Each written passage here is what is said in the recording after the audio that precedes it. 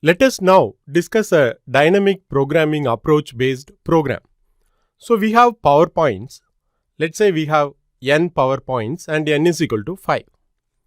We have to divide it at least into two parts and find the maximum product possible using those parts.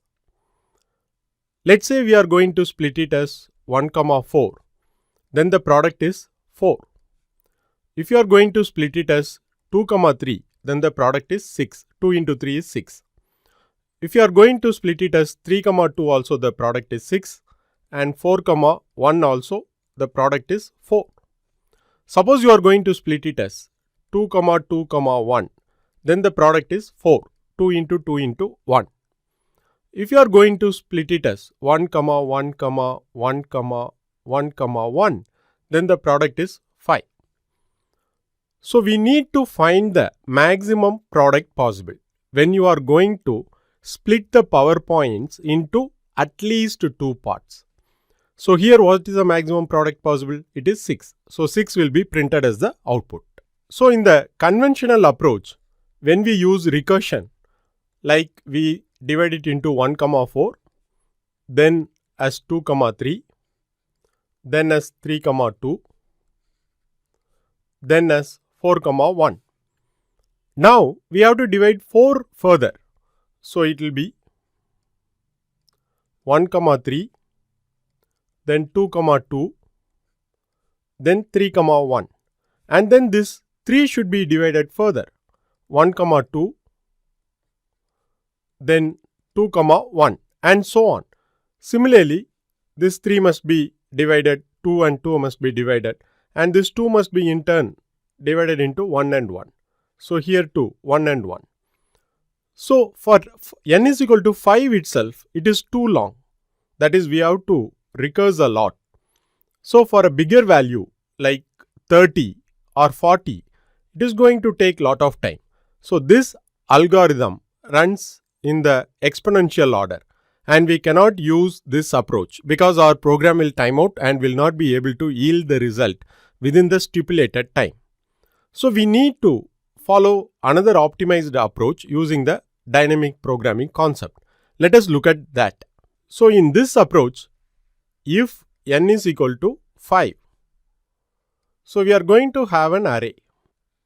So we have the index values from 0 till n. Because here n is equal to 5, the index value we will have till n, 0 to n. So 0th index we are not bothered because for a part cannot be 0. So we can initialize it with some values. For 1, only 1 is possible because 1 cannot be split like 0.5, 0.5. Only whole numbers are possible. So for 1 there is only one part and what is the product? It is 1. So the rest we will fill it with 0 and then later we will populate them. So now we are going to iterate from 1 till n. That is, the sum of the parts can be from 1 till n. Why? Let's consider 5. Let's say we are going to divide it as 2, 3. So now the question arises, one part is 2 and the other part is 3. So what will be the maximum product? 6. Simple. But 3 can be considered 3 or it can be 2, 1 or it can be 1, 1, 1. We don't know. Anything can be possible, right? If it is 2, 1, then the product is 2 into 1, which is 4. For this, the product is 4. And if 3 is divided into 1, 1, 1, the product is 2. So you have to consider all possible combinations and only then arrive at the result. Similarly, if you consider 3, then 2 as the other part, it can be divided as 1, 1 or can be considered as 2 itself. So where the product is maximum? It is maximum when it is considered as such. If you split, the product will be only 3. 1 into 1 into 3. But if you consider 2 as such, the product is 3 into 2, 6. So we have to analyze all the possibilities. So given one part, you need to drill down for the other part to arrive at the maximum. So that is the reason we are going from 1 to n and analyzing all possible combinations in this approach. So let us discuss that approach in detail. So here, unlike the recursive approach which was exponential earlier, we are going to store the state in the array so that we are going to reuse it, and we are not going to iterate or recurse multiple times for the combinations. We are going to do it only once for each sum. So let's say now the sum is equal to 1. Consider the other part. There is only one part possible, right? You cannot split 1 into 2. So for 1, already we have populated 1. So in our program, we need not go from 1. We can just hard code the value 1 and start from the sum is equal to 2. Anyway, 1 is not going to yield any other result. So let us start from 2. Why? Because 1 we will just populate 1 when initializing the array itself. We need not calculate that once more in the loop. So now sum is equal to 2. This has to be divided into 2 or more parts. So we don't know what are the combinations possible. Okay, because if we try to find the combination, again it will go back to the exponential approach. So what we say is, let's say I am going to divide it into parts such that only one among them is just 1. So we calculate the remaining sums part. So we will say one part, just one part, what is the value we are going to calculate. So then remaining sum. So remaining sum, what will it be? Obviously, if the sum is 2 and one part is 1, what will be the remaining sum? 2 minus 1, which is 1. So now any one part can be recursively considered. So but we are not getting into that recursion. How are we going to calculate that? That we are going to refer to this particular array. Let's say this is the DP array. So now this single part is 1. So this cannot be split. That is our assumption. But the remaining sum can be split, right? So now what we are going to do is, this remaining sum, what are the possibilities? Here it is 1. So how many ways are there? One way is there. So we are going to consider whether the remaining sum is maximum or the ways here is maximum. So why are you doing that? Let's consider 3. Now if you divide 3, the possibilities are 1, 1, 1, 1, 2 or 2, 1. So what is the product for this? 1. What is the product for this? 2. What is the product for this? 2. But if you consider 3 alone, it is going to give you 3. We need maximum product. So in this case, dividing is not useful at all. That is, going and analyzing all possible ways is not going to be useful at all. This is only the maximum, right? So that is the reason here always for the remaining sum, we are going to calculate whether remaining sum is greater or for the remaining sum the maximum product calculated so far is greater. So which one is greater? Here both are equal. Okay. So you are going to consider maximum among those. So that is also 1. So now you are going to multiply this 1 with this particular 1. So what is the value? It is 1. Now you are going to check for sum is equal to 2, already it is 0.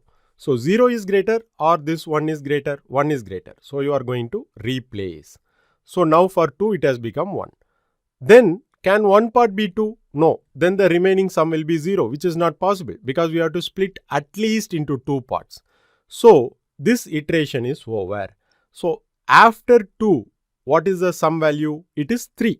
So now sum is equal to 3.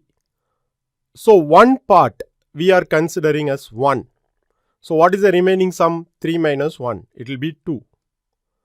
So now you are going to see whether 2 is greater or the value in this array at index 2 is greater 1. Which one is greater? 2 is greater. Okay. So you are going to consider 2. So now you are going to multiply 1 with 2. So which one is greater? 1 into 2 is greater or the value here is greater? 1 into 2, 2 is greater. So for 3, you are going to fill up 2. Now you are considering the one part is 2. So what will be the remaining sum? 3 minus 2. Here you will get 1. So now the remaining sum is greater or the value at this remaining sum index is greater 1. Both are 1 only. So the maximum value is 1. Now multiply this one part with this value. 2 into 1 is 2. So is it greater than the value at index 3? No, it is equal. So we are not going to modify anything. Then can one part be 3? No, because 3 minus 3 remaining sum will give you 0. So it is not possible. So we exit the iteration for sum is equal to 3. So now one part will be 1. What will be the remaining sum? It will be 3. Now is remaining sum greater or the value at that index is greater? Remaining sum is greater because 3 is greater than 2. So we are going to consider 3. So this one part into 3, 1 into 3 is greater or the value at index is greater, 1 into 3 is greater because the value is 0. So 3 is greater. So we will fill 3. So now one part will be 2. So the remaining sum will be 4 minus 2, which is 2. So now the remaining sum 2 is greater or the value at that index is greater, remaining sum 2 is greater. Okay. So here we will be considering 2. So now what is the product? 2 into 2, 4. Because we need the max. So now at index, what is it? It is 3. So 3 is greater or 2 into 2 is greater. 2 into 2, 4 is greater. So you replace the value with 4. Now one part will become 3. So what is the remaining sum? 4 minus 3, which is 1. So now remaining sum is greater or the product at this array for that index 1 is greater. Both are equal. So we will consider 1 only. So 3 into 1 is 3. So at sum is equal to 4, that index 4 is there. So 4 is greater or 3 into 1 is greater, 4 is greater. So we are not going to replace. Now can one part be 4? No, because the remaining sum will be 0. We need at least 2 parts. So the iteration for sum is equal to 4 is complete. So now sum is equal to 5. So one part is 1. So the remaining sum is 5 minus 1, 4. Now this remaining sum 4 is greater or whatever the value at that index is greater, both are 4 only. So they are equal. So the maximum is 4. Now 1 into 4 is greater or the value at index 5, because sum is equal to 5 is greater, 4 is greater. So we replace with 4. So now the one part becomes 2. So the remaining sum will be 5 minus 2, which is 3. So now 3 is greater or the value here is greater, 3 is greater. Okay, so the greater value is 3. Now 2 into 3, 6 is greater or the value at index 5 is greater, 6 is greater than 4. So you are replacing that. Now one part is 3. So the remaining sum, what will it be? 5 minus 3, it will be 2. So now 2 is greater or the value at index 2, which is 1 is greater, 2 is greater. So obviously the max value is 2. So 3 into 2, 6. Is 6 greater or the value at index is greater? Both are same, both are 6. So we don't make any modification. Now 4. So what is the remaining sum? Remaining sum will be 5 minus 4, which is 1. So now 1 is greater or the value at that particular index is greater, both are same, 1 only. So the maximum value is 1. 4 into 1, 4. So 4 is greater or the value at index 5 is greater, it is 6, 6 is greater. So we are not going to make any modification. Can one part be 5? No, then the remaining sum will be 0, but we need at least 2 parts. That's it, we are done, because sum cannot be 6 because it can go only up to n. So the loop exits. Now whatever the value at n, that is at index n, is the answer. So what have we achieved using this? So we have calculated all possible combinations in big O of n squared. Okay. Instead of the exponential algorithm discussed earlier, we are able to do it in the order of n squared, which is a great improvement over the earlier one. So how are we achieving it? We are calculating for sum is equal to 2, what is the maximum product? And for sum is equal to 3, what is the maximum product? Because sum is equal to 3 depends on sum is equal to 1 and 2, and sum is equal to 4 depends on the earlier state. So that is the reason when iterating, we are going from 2 to n. Okay. Similarly, when you are going to calculate for n is equal to 5, it depends on the earlier state. Because when you considered one single part, the remaining sum data has to be already calculated.